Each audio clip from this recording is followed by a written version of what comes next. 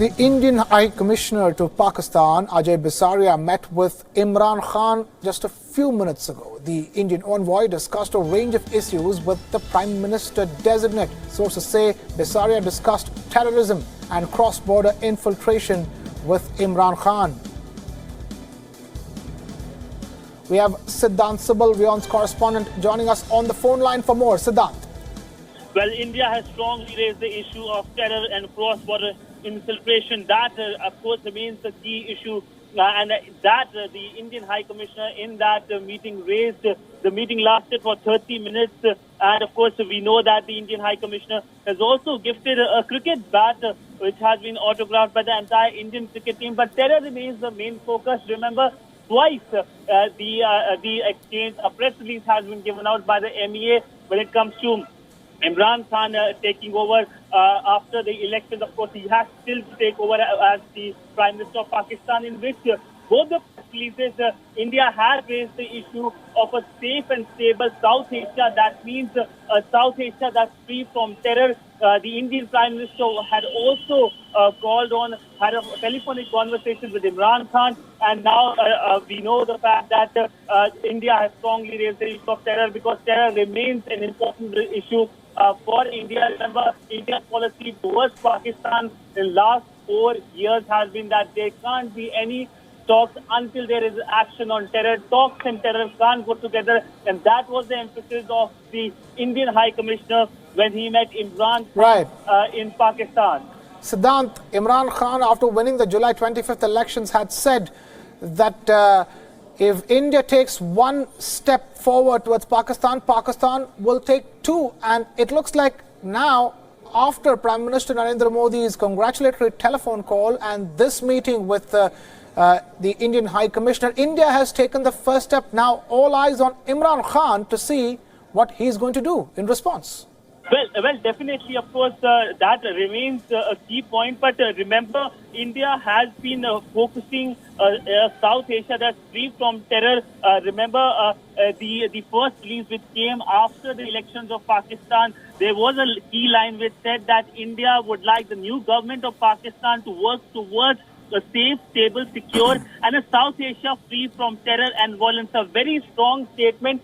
But the key issue remains that will Pakistan act on terror? Yes, Imran Khan, yes, talks about peace. Yes, he talks about two steps, but he did also rake up the issue of Kashmir. And the release which has come out from PTI has also talked about Kashmir. So for them, it seems raking up Kashmir is the only issue they have.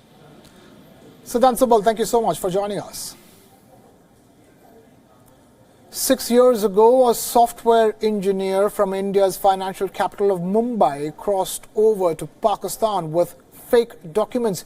He was arrested and convicted and has since been languishing in a Pakistani jail. But there is now a ray of hope for Nihal Hamid Ansari's family. Pakistan will deport him to India in December when he finishes his term.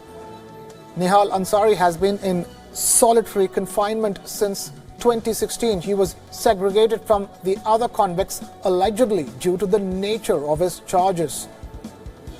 He entered Pakistan with a fake identity card sent to him by a friend from the Khyber Pakhtunkhwa region. He was taken into custody by intelligence officials 2 days after he landed on Pakistani soil. A military court then convicted him of espionage and anti-state activities in the year 2015.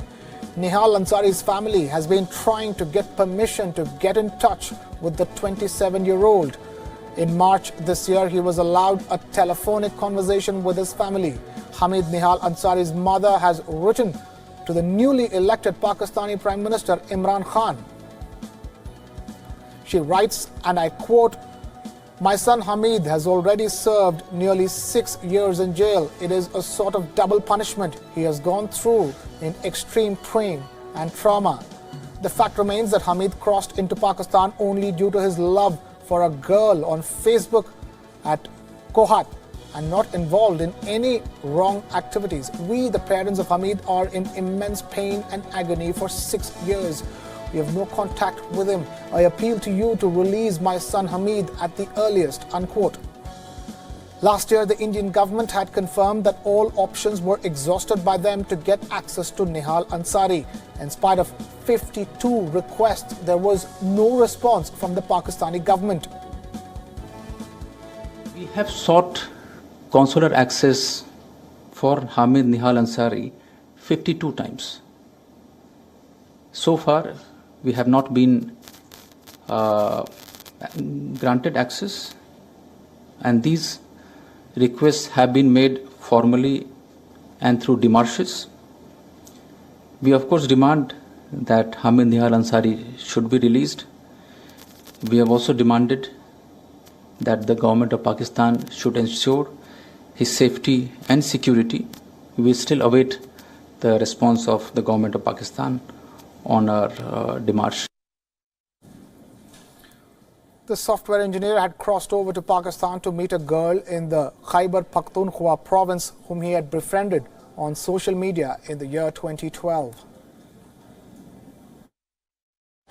Absolutely, it's indeed a welcoming move that is coming in from the Pakistani authorities, and that 6 years after Hamid Nihal Ansari went missing, and 3 years, almost 3 years since he's been on record, and then the Pakistani agencies went on record and said this, yes, he's in the Pakistani custody. Now we finally see some light at the end of the tunnel, which says that on 15th of December, the Pakistani attorney has assured the Peshawar High Court that once Hamid Nihal's 3-year-old term ends, he will be deported. Now on to the Pakistani side. Well, the Pakistani side had maintained that he was involved in anti-state activities, though they never went into the detail of those on the nature of those complaints and the details, contrary to what we saw in the case of Kulbhushan Yadav.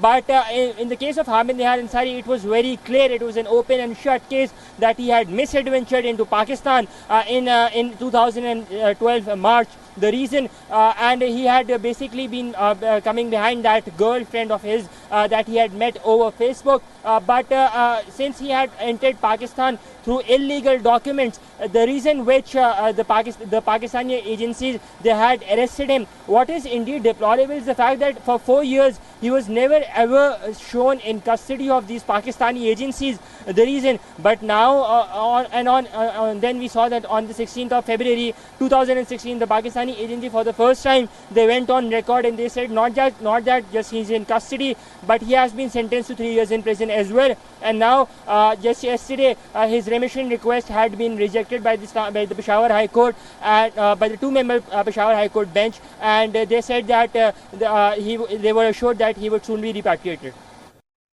Now, 2 women have embarked on the world's first global circumnavigation by Indian women pilots. The pilots Arohi Ashok Pandit and Keither Gilroy Misquita are on their way to script aviation history in a motor glider aircraft.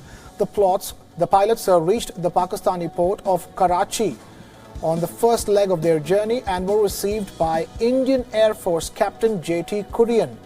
The women, who started their expedition from Bhuj in the Indian coastal state of Gujarat on the 7th of August, would cover 3 continents, 21 countries and over 40,000 kilometers in 90 days. This is not the first time that Indian women have set out on such an expedition. Earlier this year, 6 women officers of the Indian Navy circumnavigated the globe aboard the sailing vessel INS Tarini.